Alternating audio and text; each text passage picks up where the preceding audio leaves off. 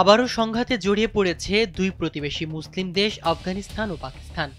গেল এক মাস আগে সীমান্তে ভারী অস্ত্রশস্ত্র নিয়ে সংঘাতে জড়ায় এই দুই দেশ। ওই সংঘাতের পর পাকিস্তান ও আফগানিস্তান যুদ্ধবিরতির লক্ষ্যে তুরস্কে আলোচনার জন্য প্রতিনিধি দল পাঠায়, কিন্তু ওই বৈঠকে উত্তপ্ত বাক্য বিনিময়ের পর আলোচনা ভেস্তে যায়। এরপর থেকে আফগানিস্তানের হামলার হুমকি দিয়ে আসছিল পাকিস্তান। এবার সেই হুমকিকেই যেন বাস্তবে পরিণত করল ইসলামাবাদ।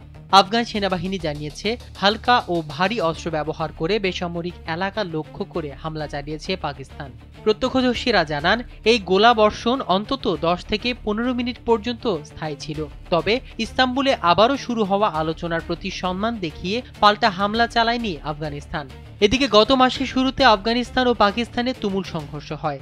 জাতিসংঘের হিসাব অনুযায়ী ওই সহিংসতায় 70 জনেরও বেশি মানুষ নিহত হয়, যা ছিল সাম্প্রতিক বছরগুলোতে দুই প্রতিবেশী দেশের মধ্যে সবচেয়ে প্রাণঘাতী সংঘর্ষগুলোর একটি। 2021 সালে বর্তমান শাসক গোষ্ঠী আফগানিস্তানের ক্ষমতায় আসার পর দুই দেশের সম্পর্ক ক্রমশই খারাপ হতে থাকে।